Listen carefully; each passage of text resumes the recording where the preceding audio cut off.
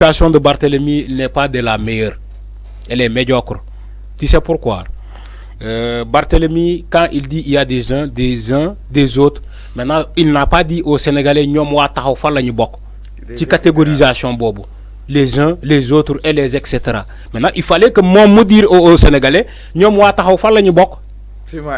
Non mais c'est ça le fait. Moi dama là, Barthélemy il se contredit lui-même. Quand il veut faire allusion ni Ousmane Sonko, Khalifa Sall ak Pire ñoo défar comme adresse Yewwi Askan Wi, ok. Maintenant il continue de dire que ni wa Pastef ñoo trahir wa taxaw Sénégal, alors que c'est faux. Wa Pastef ñun bokku ñu ci Pastef, ñu on est des journalistes, mais Seen Fallou les faits étaient là, ñu ñëpp doon analyser les faits. Ñan ñoo njëkk démarqué wu, mais c'est waa taxaw Sénégal ñoo njëkk génn ci coalition bi. Génn coalition bi quand Barthélémy Diaz attaquait des membres de la coalition mu démarqué wu, Khalifa Sall a suivi le même chemin. Khalifa a suivi le même chemin. Man waxuma ci dialogue bi parce que dialogue bi Khalifa avait le droit d'aller ce dialogue là, même bu fekkee Yewwi Askan Wi dafa am chartam. Mais quand il dit que Yewwi Askan Wi ñu nekk ci Yewwi Askan Wi ñoo respecté wul seen charte, mais est-ce que ñoom waa Dakar taxaw Dakar wala taxaw Sénégal, est-ce qu'ils ont respecté les chartes de Yewwi Askan Wi? Mais non. Waa taxaw n'ont pas respecté les chartes de Yewwi Askan Wi. Loolu moo leen yóbbee ci lii. Parce que si Khalifa connaissait tellement bien les chartes de Yewwi Askan Wi, man je peux comprendre que Barthélemy il veut se venger parce qu'il n'est pas membre de la conférence des leaders. Maintenant, il peut dire n'importe quoi. Mais Khalifa en tant que tel, il savait bel et bien ce qui se trouve au niveau de la charte de Yewwi Askan Wi. Mais pourquoi Khalifa n'a pas respecté la charte de Yewwi Askan Wi? Pourquoi? À quelle fin? Parce que les faits sont là. Ils négociaient avec Benno Bokk Yaakaar. C'est ça les faits. Taxaw Sénégal négociait avec Benno Bokk Yaakaar, la coalition majoritaire au pouvoir. À un moment des faits, à un moment des faits, ñom wa taxaw Sénégal, ñom na bokk bobu mo len intéressé. Na bokk bobu boko xolé Khalifa wax na ko ci kérok ci émission ak Pape Alé Niang, mais bo xolé na bokk bobu yag nañ ko liggéey depuis ci souf. Yag nañ ko liggéey ci souf. Na bokk bobu mo trahir la conférence des leaders de Yewwi Askan Wi. Parce que dañu né bolo def ben say dorondo xëccandoo dorondo. C'est ça la coalition. Mu jaral leen ñu dem fi ay élections yu bari ñu gagné ko, n'est-ce pas? Maintenant pourquoi yow Khalifa nga ñëw ba mu déssé à quelques mois des élections? Non mais déglu les leaders ñom ñoo taxone que ni Khalifa Sall bay force day bokk ci élections yi. Donc le pourquoi ñu ñëw ba stade bi ñu bëgg changer le discours dem ni Khalifa Sall il est un traître. Mais je suis d'accord. Ñom ñoo taxaw ci ay meeting yu bari né Khalifa warna bok, Karim warna bok, Ousmane Sonko warna bok, n'est-ce pas? Mais quand ñom way leader Yewwi Askan Wi, quand ils se retrouvent de dire de se contredire, c'est parce que taxaw Dakar mo ñëk contredire bopam. Mais c'est ça les faits, hein. Bon attaquer nit, il doit riposter. Man dama japp ni loolu la, c'est la politique. Wa taxaw ñoo ñëk démarqué à travers Barthélémy Diaz de lancer ay missiles au niveau de Yewwi Askan Wi. Maintenant vous voulez que les Yewwi Askan Wi ñu fa nek ñom tamit ñu rester à fond wala ñu continuer di jappalé la candidature de Khalifa Sall? Mais non, il faut s'attendre à des choses contradictoires. Vous faites que ñom Barthélémy, mais Khalifa il devait arrêter Barthélémy depuis le départ. Quand Barthélémy attaquait les leaders de Yewwi Askan Wi, ba muy def ay conférence en solo. Mom kessé. Mais Khalifa dafa mel ni encouragé. Mais c'est ça. Merci. Yow yaa ngi ni wax nga ko. Barthélémy a répété hier la même chose en lançant un pic à Cheikh Tidiane Youm. Ak pur. Yow noy ridiculariser l'actuel homme fort de pur, moy Cheikh Tidiane Youm, à travers par le biais de l'image de son marabout Cheikh Tidiane Al Maktoum. Noy ridiculiser Moustapha Sy, excusez-moi Moustapha Sy, sama serigne bu baax bobu. à l'image c'est que mon représentant un petit pur ci la conférence des leaders c'est Cheikh Tidiane Youm, n'est-ce pas?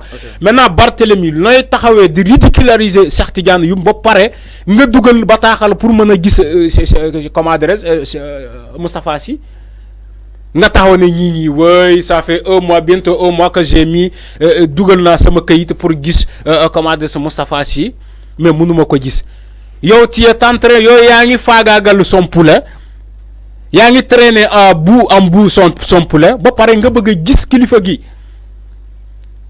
ngay mettre les bâtons sur le roue de son parti les bâtons sous le riz de son poulet moom comment dirais-je Cheikh Tidiane Youm ba pare yow Barthélemy tu veux voir le chef le marabout est-ce que il va t'accorder la visite là boobu Barthélemy il faut que s'il se résiste il faut qu'il revienne sur terre xam nga Barthélemy moo taxaw fii ne Sénégalais yi moom moo initié le dialogue après waa APR waa Benno Bokk Yaakaar ñu démentir ko le président de la République Macky Sall dafa ne man maa woote dialogue Barthélemy taxaw ne la moom moo initié dialogue bi moom moo ko woote. C'est faux. Il revient encore hier pour se contredire encore lui-même Barthélemy Diaz boo xoolee Barthélemy qu'est-ce qu'il a dit hier? Il veut encore se racheter defar image am xam nga Sénégalais yi boo laalee l'affaire Ousmane Sonko ñoom dañ lay déglu qu'est-ce qu'il a dit?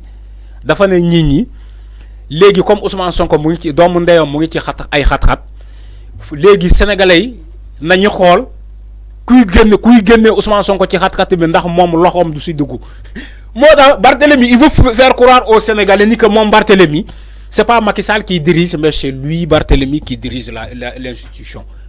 Mais dina négocier quand même. Non waxuma la négocier. Barthélemy non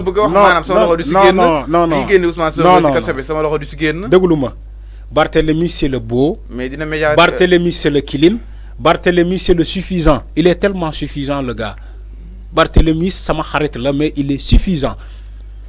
Barthélemy il veut faire croire aux Sénégalais tout ce qui se passe au Sénégal moom tant que loxoom dugg si du baax gis nga boo amee bu mel noonu il faut faire très attention à une personne bu mel noonu bu jàpp ni que moom fépp fu mu dugalul loxoom affaire boobu du ñong du antu.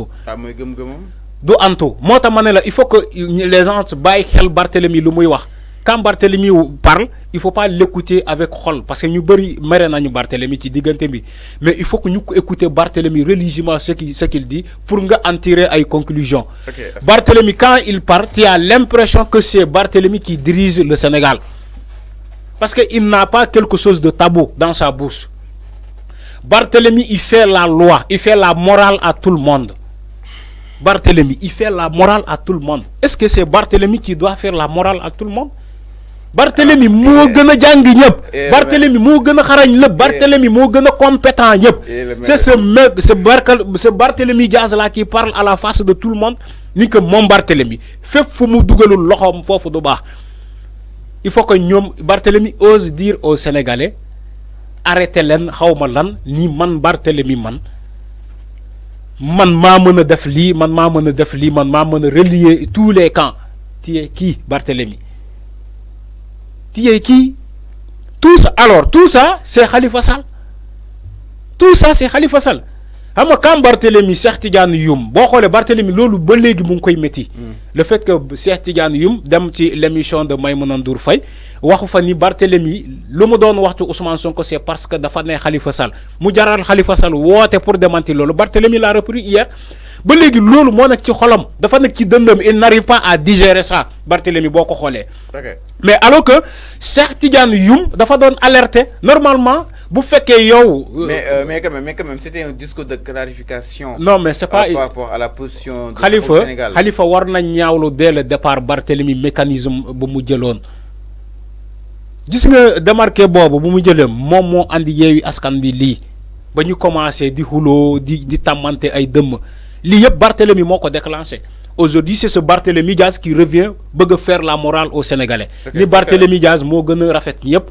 Barthélemy Diaz moo gën a jàng ñëpp Barthélemy Diaz moo gën a ordonné ñëpp Barthélemy moo gën a organisé ñëpp. C'est ce qu'il voulait faire comprendre aux Sénégalais. Alors que c'est faux. Alors dañuy daal di jaar exactement c'est la revue des titres du côté de la régie su yembeel nga si ànd ak téléspectateurs yi li nga xam ne it moo gën a xët moo gën a fës si xëtu yëglekaay donc da ngay daal di dooree ak bonne journée vite fait bés bi le jour mu daal di exactement ak CEDEAO ne cède pas man kon li nga xam ne it moo am si wàllu